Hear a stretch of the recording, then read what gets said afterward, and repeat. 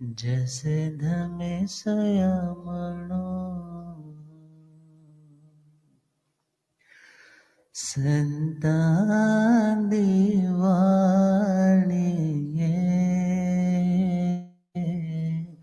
संता दिवाणिये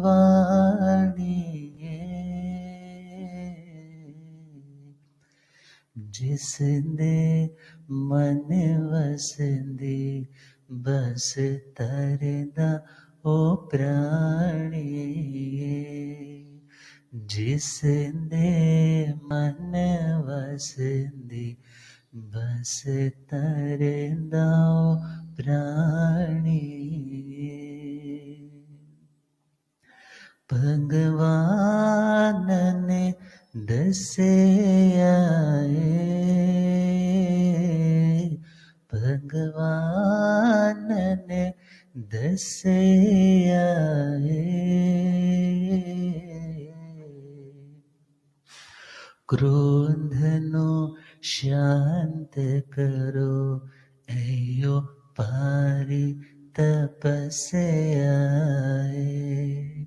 क्रोधनो शांत करो अयो पारी तपस्या अनंत अनंत शांति के निकेतन शासनपति भगवान महावीर स्वामी के पावन चरणवृंदों में हार्दिक भवना वंदन नमन। मेरे अंधे जन को रोशनी प्रदान करने वाले परम उपकारी आगम ज्ञान के भंडार आगम ज्ञाता आगम पुरुष जय शासन रतन हिमाचल केसरी उपाध्याय भगवंत श्रद्धे गुरुदेव श्री जितेंद्र मुनि जी महाराज साहब के पावन चरण कमलों में हार्दिक भावना वंदन। आदरणीय सेवाभावी श्री प्रशमित मुनि जी, धर्म सभा में उपस्थित धर्म अनुरागियों, सुशीलवती माताओं एवं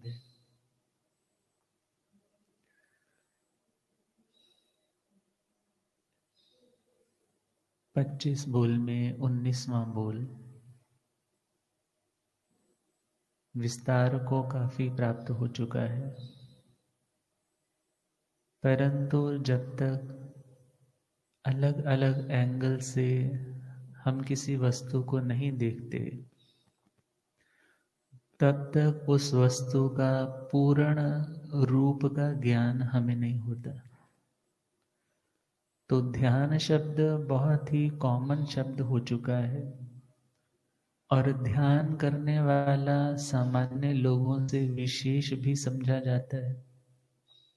तो उस ध्यान को जानना भी अब परम आवश्यक है, क्योंकि ध्यान तपस्या का अंग है और कर्मों की निर्जरा का बहुत बड़ा हेतु है। धर्म ध्यान और शुक्ल ध्यान, ये दो ध्यान ही आत्मा के कर्म मल को दूर करने वाले, आत्मा को प्यूरिफाइड करने वाले।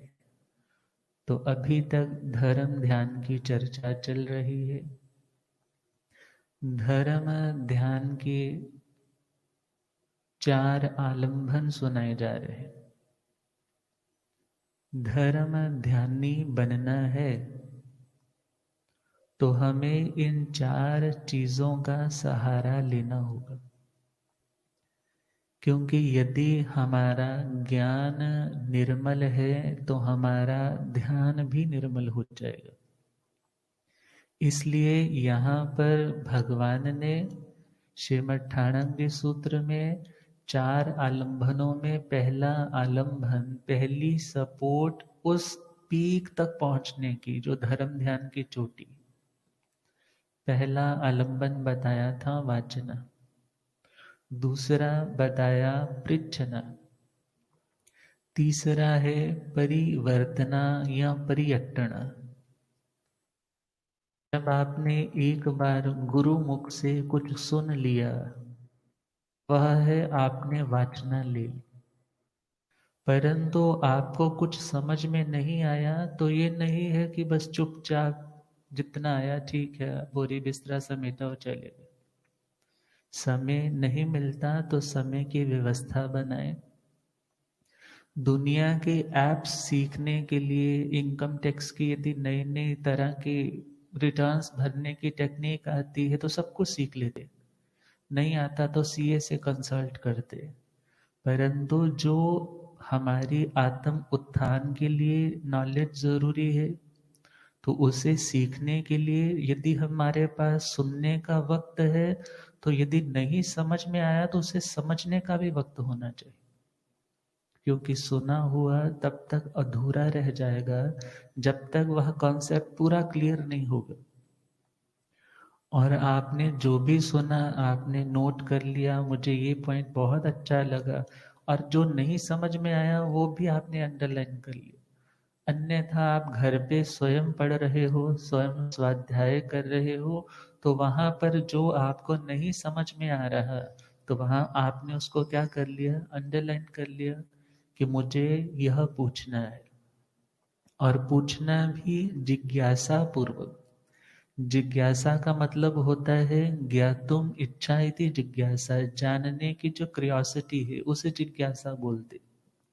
और जानना हम चाहते हैं, हम दूसरे को प्रभावित करने के लिए नहीं पूछने जा रहे कि मेरे को, मेरा दिमाग देखो कितना शार्प है कि मैं ऐसे ऐसे क्वेश्चन पूछ सकता हूँ, और तो कोई आपके पास ऐसा इतना ब्रेन वाला आदमी कहाँ आता हो। बल्कि बड़े विनम्र होकर के, शांत होकर के, और जब तक गुरुजन बुलाए नहीं तब तक उनके कार्य में इंटरप्शन के बिना शांति से बैठ जाना।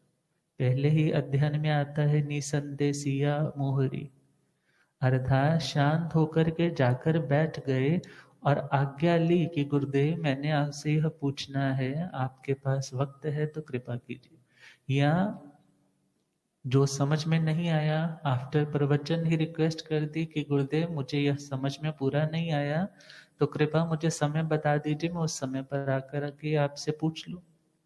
और जब आपने विनय भक्ति के साथ आकर के पूछा अपने उन डाउट्स को क्लियर करने के लिए कि मेरा जो फ्लो है धर्म के मार्ग पे निरंतर बहता रहे, मैं निरंतर धर्म ध्यान में रहूं, इसलिए मैं पूछना चाहता हूं।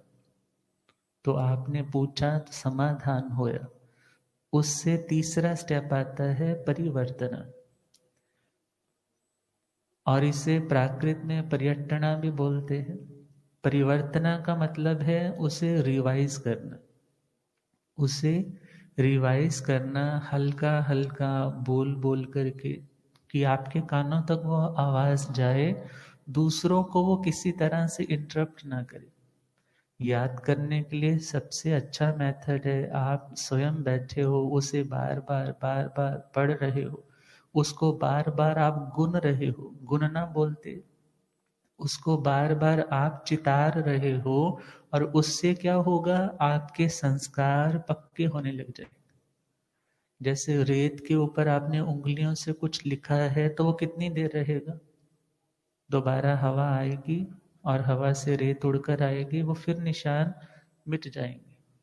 परंतु जब हम वहां पर कुछ फिक्स करना चाहते हैं तो बार बार का अभ्यास, इस तरह की इमेजेस हमारी आत्मा पे, हमारे मन पे, भाव मन पे ऐसे संस्कार अंकित हो जाते हैं कि वे फिर स्थिर होने लग जाते। या ऐसे बोलो, ज्ञान तो आत्मा का ही गुण है, वो पर्दे हटते जाते हैं और प्रकाश बाहर आता जाता है।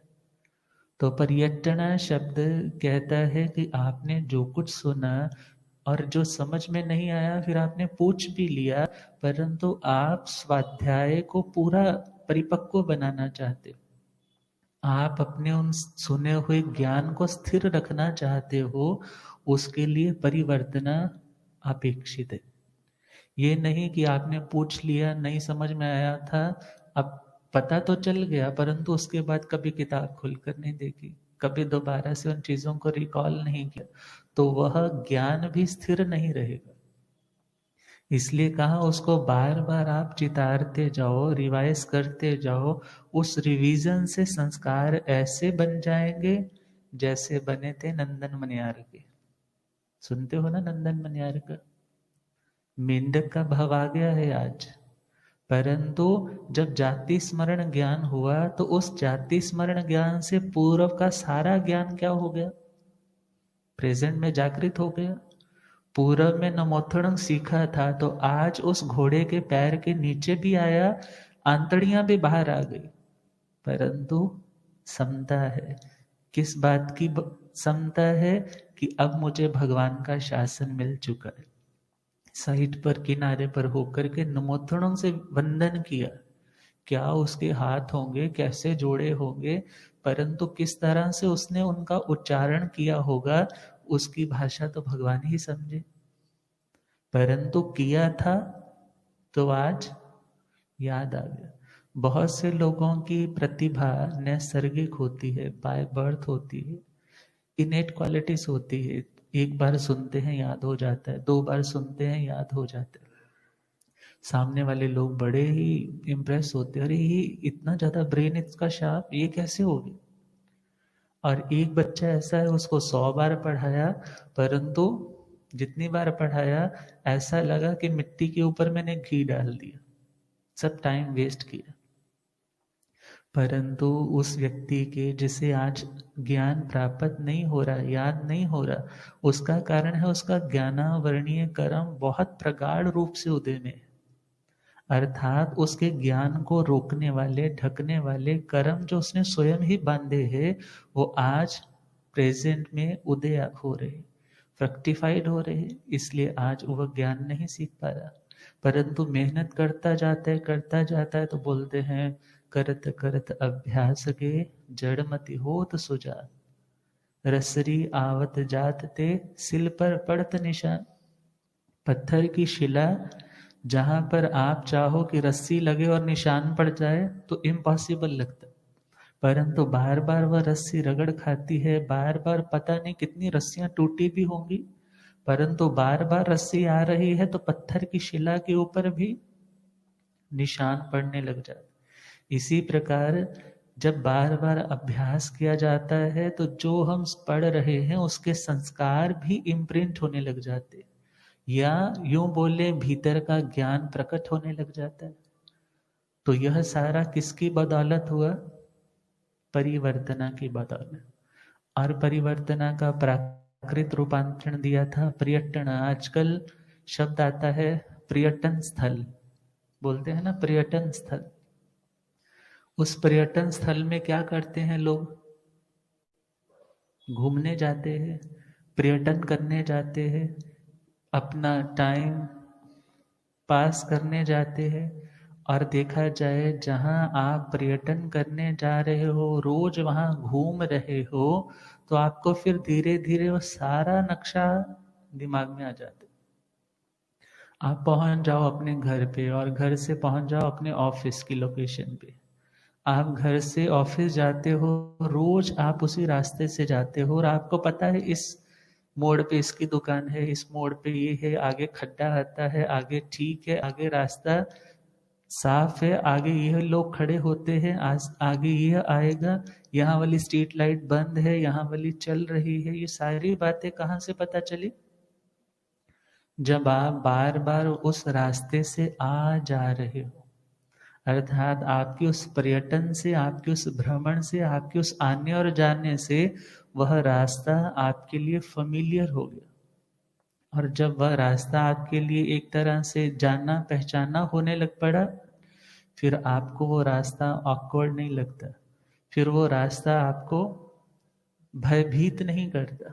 वो रास्ता ऐसे लगता है जैसे अभी गए थे और अभी पहुंच गए। दिल्ली में जाओ, बॉम्बे में जाओ, 3-3 घंटे लग जाते हैं घर से ऑफिस जाने के लिए, परंतु वो लोग क्या बोलते हैं, हमारा तो रूटीन है। बाहर से पंजाब से कोई जाए तो वहां बोलेगा कि भाई तुम थक नहीं जाते, बोर नहीं हो जाते, इतना लंबा रास्ता। परंतु जिनका रोज का अभ्यास है, फिर उनको वह रास्ता जाना पहचाना होने के कारण बोरियत या थकावट का एहसास नहीं करवाता। अब देखा जाए, जब आप किसी बुक को, जब आप किसी शास्त्र को, किसी ग्रंथ को, उन पंक्तियों को, उन लाइंस को, उन वर्ड्स को बार बार पढ़ रहे हो, अपनी दृष्टि से, अपनी जुबान से उनका अवलोकन और जुबान से उसको प्रोनाउंसिएट कर रहे हो, तो बार बार उच्चारण से क्या होने लग पड़ा, वो शब्द आपको बड़े कॉमन से लगने लग पड़े, जाने पहचाने हो गए। और कॉमन लगने के कारण फिर आपको उन शब्दों को समझना भी मुश्किल नहीं रहता। परंतु जो कहते हैं और ये पाठ न मथुणों का इतना मुश्किल, अब उनसे पूछते हैं भाई तू तो सीए कर चुका है, कोई बड़ा होता है तो अरे तू तो डॉक्टर है, इतनी बड़ी बड़ी किताबें पढ़ी है, ये तो छोटा सा पाठ है। परंतु वह पाठ अभी जाना पहचाना नहीं, वो अभी बिल्कुल नया है। और बार बार उस रास्ते से गुजरेंगे तो रास्ता भी हमारे लिए जाना पहचाना हो जाएगा, और जाना पहचाना हो गया तो फिर कोई कठिनाई भी नहीं होगी। अर्थात उन शब्दों से, उन शब्दों के अर्थों से अपनी पहचान बनाने के लिए बार बार उसे रिवाइज किया जाता है कि हमारी बुद्धि उन चीजों को अपने में स्थिर इम्प्रिंट के रूप में ग्रहण करने लग जाए। और पर्यटना का सिंपल सा उदाहरण बचपन में, आजकल तो कम है, पुराने गवर्नमेंट स्कूल्स में क्या होता था, लास्ट वाले पीरियड में पहाड़े करवाए जाते टेबल्स। पंजाबी में है तो एक दूनी दूनी, दो दूनी चार, एक बोलता पीछे सारे बच्चे लाइन से बोलते। अब ये क्या है, दिस इज पर्यटना। आप उस चीज को बार बार परिवर्तना, आवर्तन, आवृत्ति कर रहे हो, रिवाइज कर रहे हो, तो उससे क्या मिलने वाला है, वो संस्कार स्थिर होने लग पड़े। जिन लोगों ने उस बचपन का वो याद किया है, आज भी कुछ पूछो तो झट से आपको बता दे। और जिनका अभ्यास नहीं है वो उसी टाइम कैलकुलेटर ऑन करेंगे अपने मोबाइल से। तो देखना होगा, जिन लोगों का अभ्यास है उन लोगों को याद रखने में परेशानी नहीं। परिवर्तना हमारी बुद्धि में उन शब्दों को स्थिर रखती, और जो विस्मृत हो रहा है उसको स्मृति में लेकर के आती है, और जो अभी स्थिर नहीं हुआ उसको स्थिर रखने में सहयोग देती। और बोलते हैं कंठ में विद्या और गंठ में माया, गांठ में माया। मीन्स जिसके पास है वह व्यक्ति कहीं भी चला जाए उससे दिक्कत नहीं। अर्थात यदि पैसा जेब में है और ज्ञान आपकी जुबान पर है तो आपको कहीं कोई कठिनाई नहीं आएगी, परेशानी नहीं आएगी। तो परिवर्तना से वो ज्ञान आपका अपना हो जाता है। भले वो किसी ने लिखा है, परंतु जब आपने रिवाइज कर लिया, बहुत से ऐसे उदाहरण आते हैं शतावधान के, सहस्रावधान के। एक बार पढ़ा, 1000 श्लोक एक बार पढ़े, और एक दूसरी बार किसी ने पूछा इस नंबर का श्लोक कहाँ, इस नंबर का श्लोक कहाँ, सारे आंसर दे दिए। ये किसके कारण हुआ, उनकी इस परिवर्तना के कारण। और भगवान से पूछा कि प्रभु परिवर्तना से इस जीव को कौन से गुण की उपलब्धि होती, तो भगवान ने क्या फरमाया, पर्यटनायण वंजनाय जणयी वंजन लब्धिं च उपायी। परिवर्तना से व्यंजन उत्पन्न होते, व्यंजन अनेनिति व्यंजन, अर्थात जिसके द्वारा अर्थ प्रकाशित होता है। अर्थ का मतलब है वस्तु। लाइक ये माइक है तो यह वस्तु है, माइक ये शब्द है, और इस शब्द से मैंने किसको प्रकाशित करना चाहा है, इस माइक को। तो देखा जाए शब्द से अर्थ अभिव्यक्त होता है, प्रकाश की शब्दों के ऊपर कमांड हो जाती है।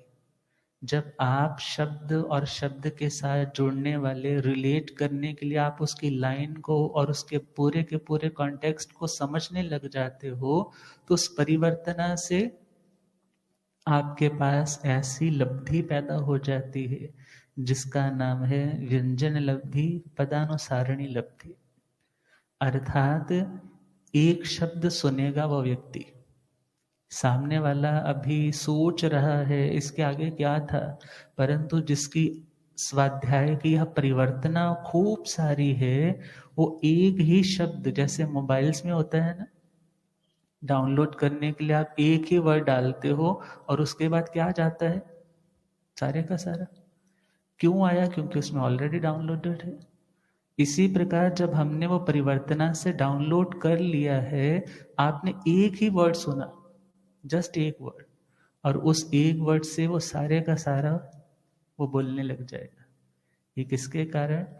परिवर्तना।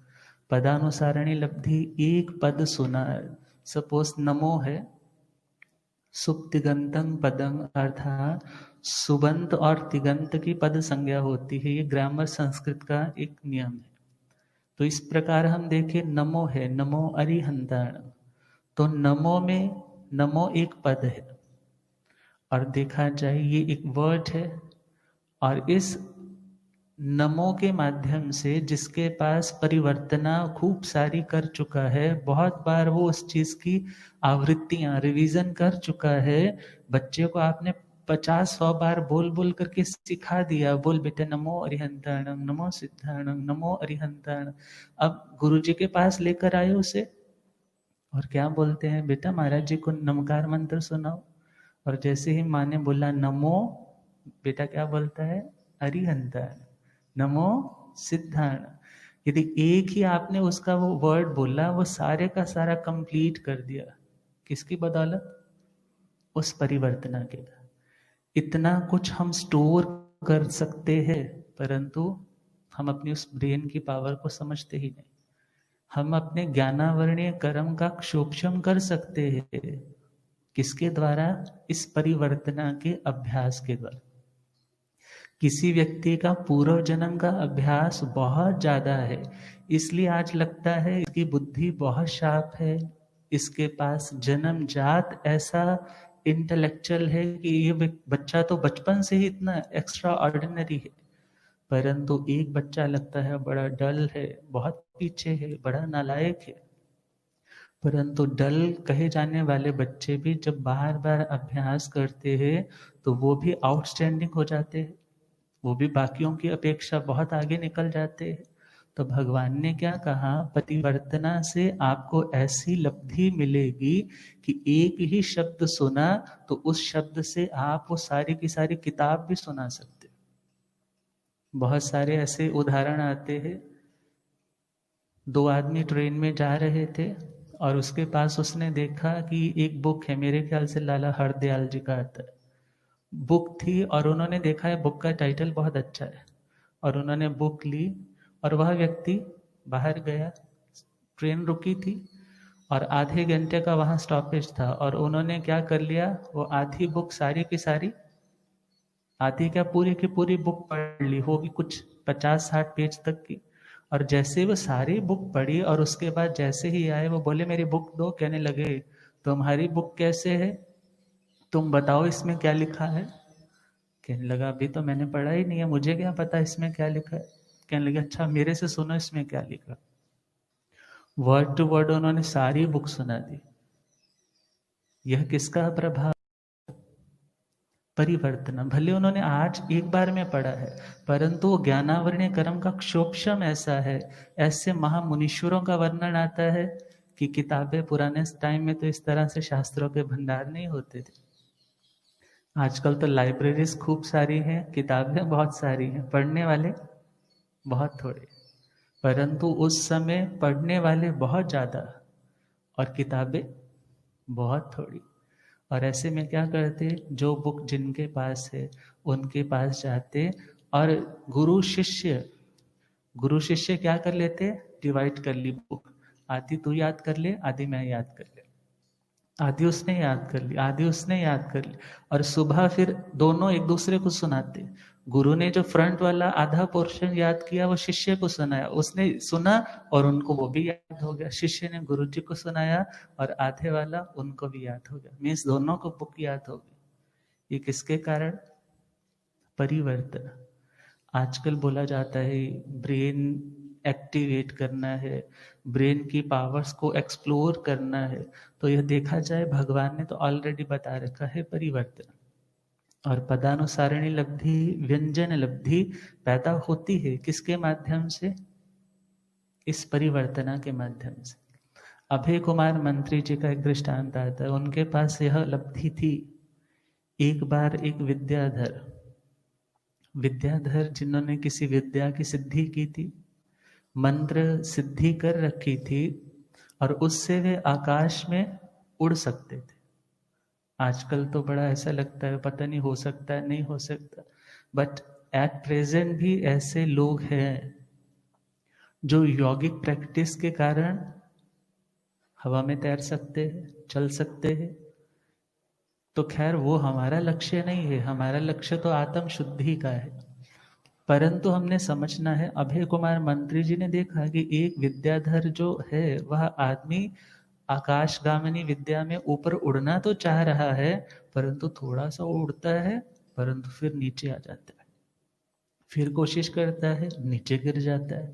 जैसे किसी पक्षी का पंख कटा हो, फड़फड़ाता है फिर नीचे आ जाता है। जाकर के पूछा क्या बात होगी, कहने लगा जी मेरा जो मंत्र है जो मैंने सिद्ध किया है वो मुझे भूल गया है, मुझे थोड़ा सा ही याद है। कहने लगे अच्छा तो मुझे बता स्टार्टिंग कहाँ से। तो उसने जैसे ही उच्चारण किया और उसके बाद वाला सारा मंत्र किसने कंप्लीट कर दिया, अभय कुमार मंत्री जी ने। जैसे ही मंत्र कंप्लीट किया और उसने पुनः वह पढ़ा तो आकाश गमन उसका स्टार्ट हो गया। तो देखा जाए ये लब्धियां होती है, और लब्धियां कैसे मिली, इस परिवर्तना के माध्यम से। ज्ञानावरण्य कर्म का क्षोभम उसकी प्रियाए, उसके परते कम होते जाते इस परिवर्तना के माध्यम से। और इस परिवर्तना से ध्यान में भी हमें बहुत सहयोग है, क्योंकि ये ध्यान का आलंबन है। परिवर्तना से ज्ञान के संस्कार स्थिर हुए, और ज्ञान के संस्कार जब स्थिर हुए तो जब कभी ध्यान में एकाग्रता बना के रखनी है तो वो ज्ञान आपका सहयोग देता है। आप डाइवर्ट होने लगे, आपके ज्ञान ने, आपको नहीं महसूस हुआ परंतु आपके ज्ञान ने उसको क्या कर दिया, नहीं ये तेरा स्वरूप नहीं है, ये तेरी आत्मा का लक्षण नहीं है, ये तेरी नेचर नहीं है, तो वापस लौट आ। ये सारी बातें कौन सी है, भले मैंने इतना ही सीखा, मैं शुद्ध आत्म स्वरूप हूं, और उस बात को बार बार बार बार बोल रहे हैं, ये भी परिवर्तना है। और इस परिवर्तना से वो संस्कार स्थिर हुआ, स्थिर हुआ तो हमारी एकाग्रता में वह सहयोगी हुआ। और भले हम आगमों के पाठ को ले, उसको पढ़ना है, उसमें स्थिर होना है, तो ज्यादा परिवर्तना हो गया। आचार्य पूज्य श्री आत्माराम जी, जब उनकी आंखों की रोशनी बहुत मंद पड़ गई, शास्त्र सुनते थे संतों से कि तुम सुनाओ बैठ करके, और वे तो देख देख करके पढ़ रहे हैं, कभी अशुद्ध उच्चारण हो गया तो बोलते ऐसा नहीं है, इसकी जगह यह शब्द आता है। और कोई अन्य आया कि भंते प्रभु इसका मुझे अर्थ नहीं मिल रहा, इसका मुझे रेफरेंस नहीं मिल रहा, कौन से आगम में है, तो झट से बोल देते इस आगम में, इस पेज पे, इस लाइन पे ये बात लिखी हुई। तो ये किसका, ये चमत्कार लग रहा है। चमत्कार मीन्स जो बिल्कुल एक विशिष्ट घटना है, सामान्य लोग नहीं कर पाते, उसको हम चमत्कार बोल देते। परंतु यह चमत्कार घटित कैसे हुआ, उनके बार बार के अभ्यास से, परिवर्तना से। अब आगे चले तो चौथा ध्यान का आलंबन, धर्म ध्यान का आलंबन है धर्म कथा। धर्म की बातों का कथन करना, उपदेश करना, इसका नाम है धर्म कथा। लाइक डिस्कोर्सेस है, मान लो हम प्रवचन, हम बोलते हैं कि हम प्रवचन दे रहे, परंतु देखा जाए तो यह धर्म कथा है, धर्मोपदेश है। और उपदेश देखा जाए सामान्य लोगों का है, प्रवचन देखा जाए तो तीर्थंकर भगवंतों का है। तो इस धर्म कथा से भी निर्जरा होती है, धर्म कथा देने वाला भी निर्जरा कर रहा है, ज्ञानावरणीय कर्म का विशेष क्षय कर रहा है। और जो सुन रहा है, धर्म कथा ले रहा है, उस सरोवर में पहुंच चुका है जहां पर शांति है, जहां पर ठंडक है, जहां शीतलता है, जहां शुद्धता है। और उस सरोवर के समीप आते ही जो गर्मी से आहत है, दुनिया में तो आग ही आग है, कभी क्रोध है, कभी अभिमान है, कभी छल कपट है, कभी लोभ है, कभी विकार है, कभी वासनाएं है, परंतु उस आग से तड़पता हुआ जब उस सरोवर तक पहुंचता है तो वहां की वाइब्रेशंस, वहां की ठंडी ठंडी लहरें भी उसको शांत करने लग जाती। और जैसे ही आकर उसमें प्रवेश करता है तो रोए रोए में वो ठंडक पहुंचती है।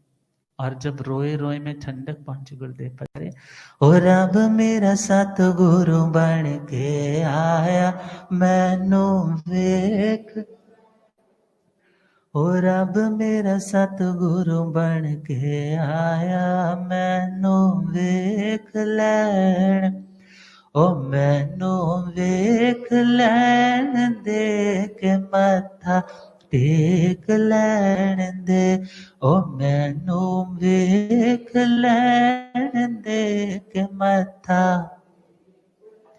ओ रब मेरा सतगुरु बन के आया मैनू वेख लैन दे, ओ रब मेरा सतगुरु बन के आया मैनू,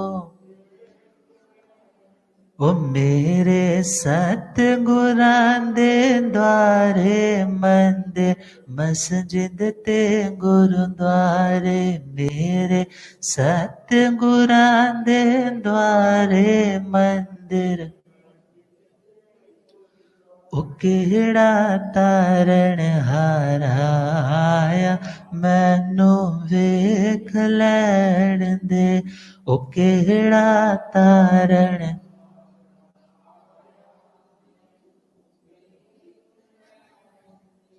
ओ रब मेरा सतगुरु बन के आया मैनू, बोलिए आगम ज्ञाता आगम पुरुष जिन शास्त्र रतन हिमाचल केसरी उपाध्याय भगवंत श्रद्धे गुरुदेव श्री जितेंद्र मुनि जी महाराज की। धर्म कथा उस सरोवर के समान है जहां पर शीतलता भी है, जहां पर शुद्धता भी है, और जैसे ही वह व्यक्ति तपा हुआ, कभी क्रोध, कषायों की अग्नि, कषाया अग्निणो बुद्धा, भगवान तो कहते ही हैं कषाय अग्नि के समान है, सूय सील तवो जलम, श्रुत शील और तप यह जल के समान है, और यह जल यदि आग पे डालोगे तो आग बुझ जाएगी। और ये सारी बातें सत्संग में, प्रवचन में, उपदेश में बताई जाती, और वहां आया मन शांत भी हुआ। एक ही बार के प्रवेश से आप शांत नहीं होते, उसमें कुछ देर आप स्थिर रहते हो, शांति मिलने लगी, और धीरे धीरे जो मैल जमी थी वो मैल भी क्या होने लग पड़ी, नरम पड़ने लग पड़ी। अब नरम पड़ी है तो उतरनी भी आसान हो जाएगी, शुद्धता भी मिल गई, ठंडक भी मिल गई। किसके माध्यम से? उस उपदेश के माध्यम से। तो भगवान कह रहे हैं धम्म कहायणं निज्जरं जणयई, धम्म कहायणं पवयणं पभावई, पवयणं पभावेणं जीवे आगमिस बद्धत्थाय कम्मं निबंधई। धर्म कथा से विशेष निर्जरा, जिसने धर्म कथा की उसकी कंसंट्रेशन किस पे है? सुनाने पे है।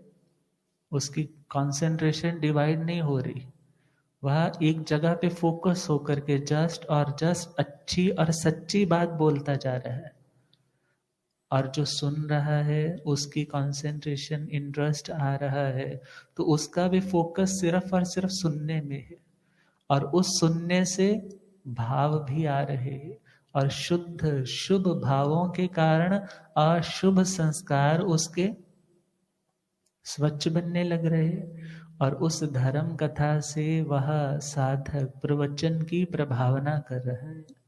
जो धर्म कथा दे रहा है वह प्रवचन की प्रभावना, 8 तरह की प्रभावनाएं हमने दर्शन के 8 आचारों में पढ़ी थी। तो जो धर्म कथा दे रहा है, एक तरह से वह अपने दर्शन को भी विशुद्ध कर रहा है। दर्शन अपनी श्रद्धा को और निर्मल कर रहा है, और प्रवचन की प्रभावना से वह जीव आने वाले समय में ऐसे आज प्रेजेंट में कर्म बांध रहा है जो उसे कल्याणकारी मार्ग में चलने के लिए सहयोग देंगे। अर्थात जब आप तप स्वाध्याय आदि करते हो, निर्जरा तो होती ही होती है, और प्रशस्त पुण्य का भी बंध होता है। तो देखा जाए वह प्रशस्त पुण्य, प्रशस्त कल्याणकारी क्यों बोला उस पुण्य को? क्योंकि वह पुण्य आपके जीवन में किसी तरह की फैसिलिटी की कमी नहीं आने देगा। अब देखा जाए एक आदमी है, धर्म करना चाहता है, परंतु सिर पर 100 तरह के बोझ है, कमाने को पूरा पैसा नहीं आ रहा, घर में दिक्कतें बहुत आ रही है, और वह व्यक्ति चिंताग्रस्त है, वो धर्म कैसे कर पाए पूरी तरह से? सभी तो पुण्य श्रावक जी की तरह स्थिर मति नहीं होते। परंतु आप सोचो, यदि आज आपके पास सब साधन है, हर तरह की फैसिलिटी है, हर तरह की सुविधा है, तो वह किसकी बदौलत है? पुण्य की बदौलत है। और एक पुण्य तो है जो आपको दुनिया में फंसाता है, और एक पुण्य है जो आपको दुनिया से निकलने में सहयोग करता है। धर्म करते समय जो पुण्य बन रहा है, विशेष निर्जरा हो रही है, वह आपको साधन संपन्न भी रखने वाली है और उन साधनों में लिप्त भी नहीं बनाने वाली। और जो मात्र आपने पुण्य की दृष्टि से पुण्य किया, just for name and fame किया, सुख और साता की इच्छा से आपने पुण्य किया और निदान की भावना से वो कर्म किया, तो वह वस्तु तो मिल गई, परंतु आप उस दलदल में फंस जाते हो। आप चाह करके भी फिर अच्छे परिवार में तो जन्म हो गया, परंतु धर्म ध्यान में मन ही नहीं, धर्म के प्रति कोई रुचि ही नहीं, कोई विश्वास ही नहीं, यदि है भी तो निकलने की फुर्सत ही नहीं कि मैं जा सकूं। ये किसके कारण हुआ? पुण्य तो है, परंतु वह पुण्य कल्याणकारी नहीं। और जो धर्म करते समय, धर्म के अंगों का आराधन करते समय संवर निर्जरा हो रही है और विशिष्ट पुण्य का भी बंध हो रहा है, तो उस पुण्य को भोगना कोई बड़ी बात नहीं है, क्योंकि उस पुण्य का उदय आ रहा है और वह सहज भावों से उसका उपभोग कर रहा है, उसमें गृद्ध, उसमें आसक्त नहीं हो रहा। और वह पुण्य, वह सब तरह के प्लेजर्स उसको किसी भी तरह से बाउंड नहीं कर रहे कि वह संसार से निकल ही ना पाए। चक्रवर्ती है, कितनी रिद्धि होती है, जो संसार छोड़ते हैं कितनी रिद्धि संपन्न है। बहुत ही कम लोग हैं जो रिद्धि से बहुत कम लेवल के थे जिन्होंने दीक्षाएं ली, परंतु सामान्यतया जिनके पास किसी तरह की कमी नहीं है, फिर भी वो उन सब बंधनों को तोड़ करके, छोड़ करके मोक्ष के मार्ग पर बढ़े। वो किसके कारण? वह प्रशस्त धर्म ध्यान, जिसके कारण संवर निर्जरा तो हुई ही हुई, और ऐसा विशिष्ट पुण्य बंधा जो कल्याणकारी है, आगामी भविष्य काल में उन्हें धर्म से परांगमुख विमुख करने वाला नहीं, धर्म के प्रति अरुचि पैदा करने वाला नहीं, बल्कि धर्म पालने में और विशेष सहयोग देने वाला बन जाता। तो ये किसके कारण हुआ? धर्म कथा के कारण। आपको पास कुछ ज्ञान है, आपसे कोई पूछने आया है, आप डिस्कस कर रहे हो, समझा रहे हो, तो उसमें भी आपकी विशेष निर्जरा हो रही है। ये मत सोचिए मैं इसको बता दूंगा फिर मेरे को कौन पूछेगा, लोग कहेंगे ये तो बहुत अच्छा समझाता है, इसको तो बहुत ज्यादा आता है, और यदि मैंने आज इसको सारे का सारा समझा दिया तो फिर आने वाले टाइम में मेरी मार्केट वैल्यू ना डाउन हो जाए। यही तो मन में सोच होती है संकीर्णता की। परंतु जब उसने सोचा कि ज्ञान देने से हमारा खुद का ज्ञान भी विकसित होता है, और यदि एक दिया, जब दिवाली आती है लोग दिए जलाते हैं, यदि एक दिए से दूसरा बुझा हुआ दिया हम जला भी देते हैं, तो हमारे इस दिए का क्या नुकसान हो गया? बल्कि उस एक एक दिए से कितने सैकड़ों हजारों दिए हमने जला करके पूरे के पूरे वातावरण को अंधकार से मुक्त करके प्रकाशमान कर दिया।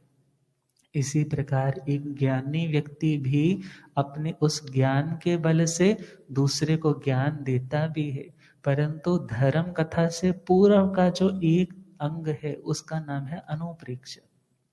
और एक अच्छा सच्चा प्रामाणिक धर्म कथावाचक बनने के लिए अनुप्रेक्षा उसकी बहुत ज्यादा जरूरी है।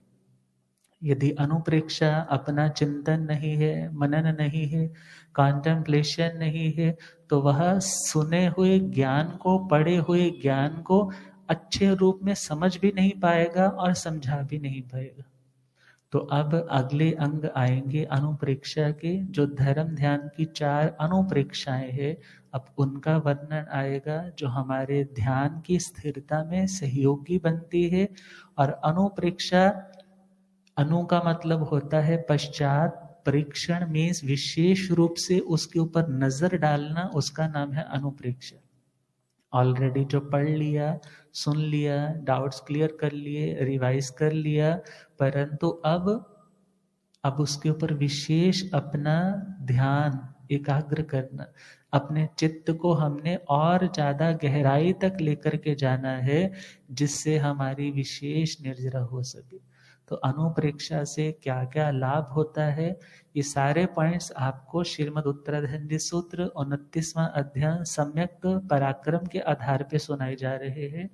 और अब अनुप्रेक्षा का आएगा कि अनुप्रेक्षा का क्या फल है, क्या प्रोसेस है, उससे क्या लाभ